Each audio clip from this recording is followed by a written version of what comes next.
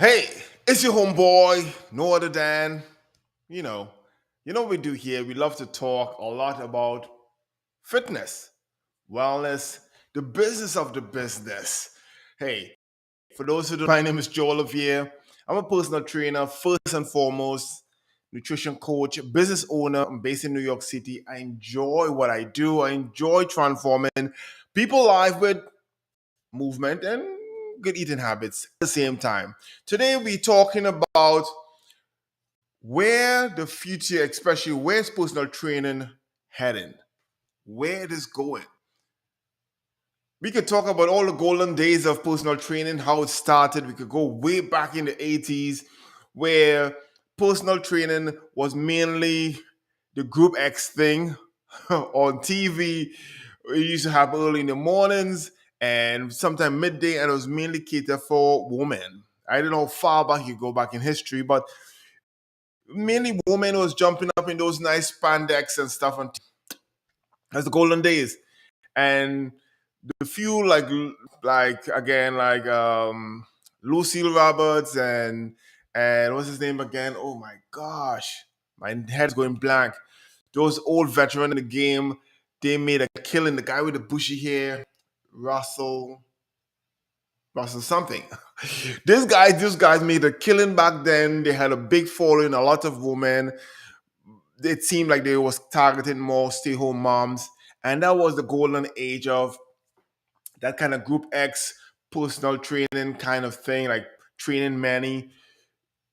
And then during the 90s, personal training became something for only the celebrities, where celebrities will hire a personal trainer to just train them one on one for like a year or for a certain project and to transform their life. And that was a big thing. The only people who could afford personal training then, it was mainly for, was more a luxury thing than for a local, everyday Joe and Jane kind of thing. It have changed. And during the 90s, we see a boom of economic or cheaper. The way it was designed is this. People like Bally's, Total Fitness, those they saw the trend, Crunch saw the trend, and they brought group fitness into the gym. They brought personal training into the gym because they realized people, women especially, they didn't want to go to a gym because they feel that only bodybuilders will go to the gym at that golden time. And it wasn't really true. So they realized they love the Group X thing on TV. So to bring them into the facility, they created the Group X thing. They brought in now the personal training, but they brought it down from high up to economic for anybody could afford who have a little miscellaneous money who want to invest in themselves. So the Bally's and the Crunch, they set the standard. I should say Bally's especially. They set the standard of how much you should charge for personal training on the economic low budget end. And that there for over now 25, almost 30 years. However, in the 2000s, there was the renegades like myself and others who venture out on their own and saying, nah, I'm not going with that. I'm doing my own thing. I'm charging my own prices. And we saw a boom in studios, these boutique studios crafting their own style of training and servicing. And that became a phenomenon.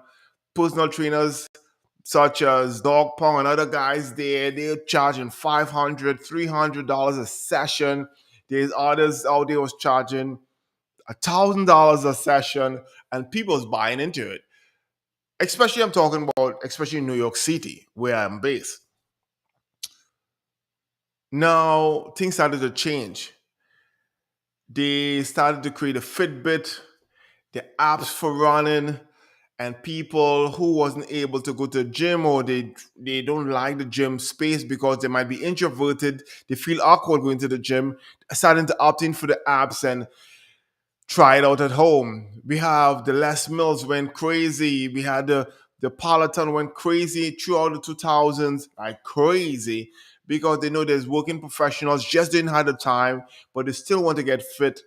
The Peloton give them that opportunity to have that high-end value feeling in the comfort of the home. Les Mills give you a budget, but high value in perceived value, where you can still get fit in group setting, and that became the norm.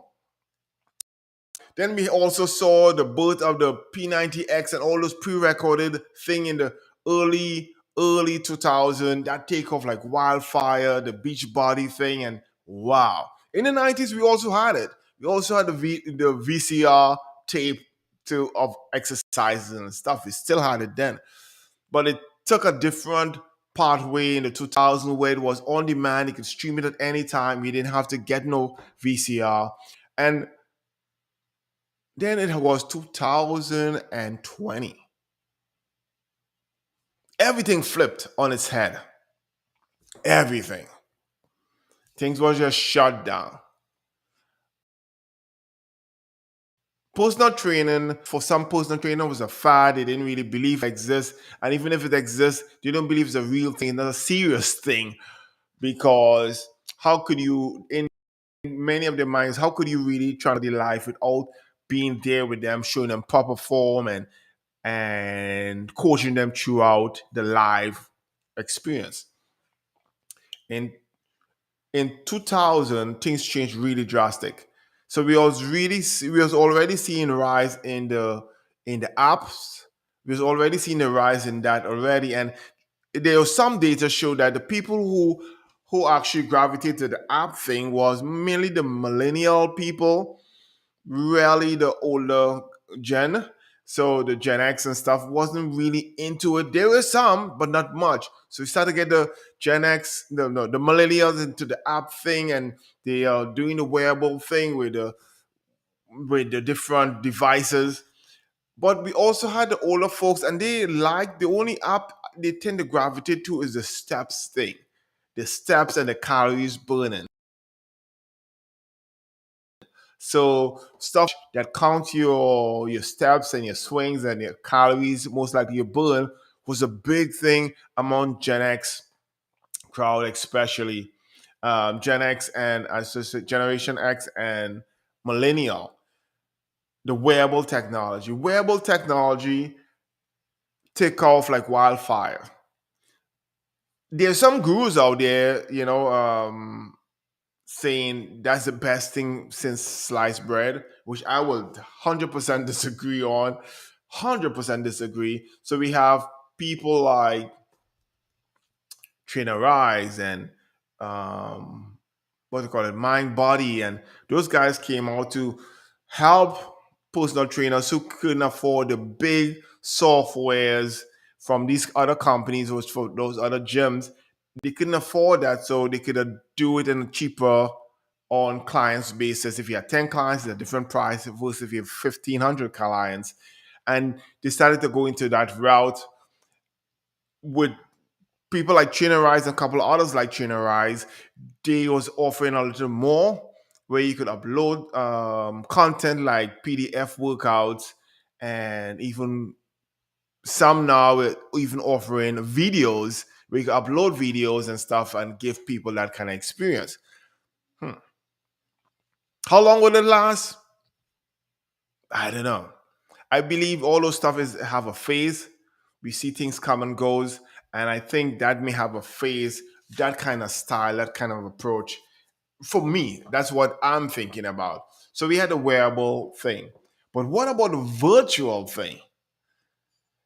There's a big virtual fitness. There's few people who are actually even thinking about venturing out into the virtual space. And the ones who is in it right now is making millions of dollars because they're the pioneers in the game. They're the only ones inside that pool that is feeding off of so many by themselves. That virtual space, you have to deal with programmers and tech and with the concept. So they have these boxing stuff where you're boxing these invisible stuff, and it's a good experience for the people who want to venture into that space. How long will it last? I think the virtual thing will only get better. That's my whole thing. I think the wearable stuff, there again, those technology will go away over time. It'll have to change. And I think virtual is just in the beginning, like when the internet started in 1994. So I think it's in the infancy and it only will get a better and better and better where people could immerse themselves in this virtual space and have a entire experience of whatever it is to get in shape. Fun, gamification kind of style to get in shape. So I think virtual training is here to stay definitely. And last but not least is the on-demand stuff like the PD, the Les Mills, the Peloton. I think they're here for a long time. That wouldn't go away anytime soon. People love that demand, on their own timing to get in shape. I think that is here for it have been tested, proven, and this is what some people just want is a demand on demand. Have a kind of semi feeling like they're seeing the person, knowing the person, but really not, or even experiencing it live as well. So it could be on demand, like pre recorded, or on demand live. People like that still. They still want to get shout out, hey, Jane, I see you there. They feel good when they have that experience with that demand on demand style. So I believe that on demand style will be here for quite some time still. Okay. What about one on one personal training? What about in person group training? What about in person one on one training? What about virtual one on one and virtual group? Let's take them one step at a time. The in person thing, we saw a dip in 2020 until now. It had a plunge. And it's just a fear factor. Many people are scared because of these different things that is flying around there. They don't want to be infected. So they prefer not taking the chance. If they do, they want it to be outdoor, where they could breathe fresh air and don't have to muzzle themselves like a dog. You know, there's still people doing the training in the gyms, but the numbers have dipped tremendously. Okay, where is that going? If we continue getting outbreaks from every 5 years, I see in person will be getting less and less until it'll almost vanish. It'll still have, I think it'll go back to the original format where the high-end celebrities will have the personal trainers tested, working for them kind of thing. And that budget personal trainer will eventually go away one on one. I also believe the same thing with the group setting because now I have a ton of you close to each other. We are coughing, we are breathing hard, spit is flying out. People are really conscious about that, especially now. So depending on what part of the world you are and your belief and what you believe in with what's going on, it'll start to wither away slowly, especially if we continue getting these pre these kind of events happening every so often, these lockdowns ever so often. And if we continue getting these, I can see that going down as well. The virtual I see is actually on a rise. How long will it be? I think it'll be here for a long time. Definitely, my phone just went off.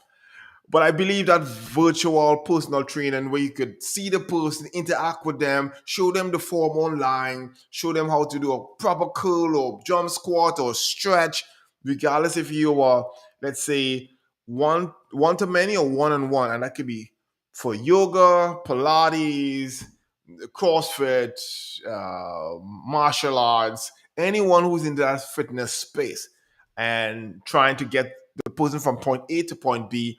I think that virtual is here to stay. It is here for a long time at least. The group virtual as well. The group virtual is actually going crazy. People like Les Mills have seen a high tick in numbers. I also saw Peloton in New York City, where I'm based, change the format so they don't only have cycling anymore. They also have personal training sessions. So I see that going far, very far. So where is personal training heading? I believe it's heading virtually on demand and also this live online experience. And more we could be creative to create a better ambience and value with this online experience is more and more people continue coming to us. And that's just my philosophy on this, especially coming from New York City and seeing so much crazy stuff happen. I'm not talking from a small town point of view. I'm talking about the epicenter of fitness, New York City, and I'm just giving you my insight. I want to hear what's your thoughts, what is your feedback on this? Where do you think personal training is headed? I would love to hear from you. If you're able to get some value from this and you believe it could help a friend, share the love, share the link, I will appreciate it a lot.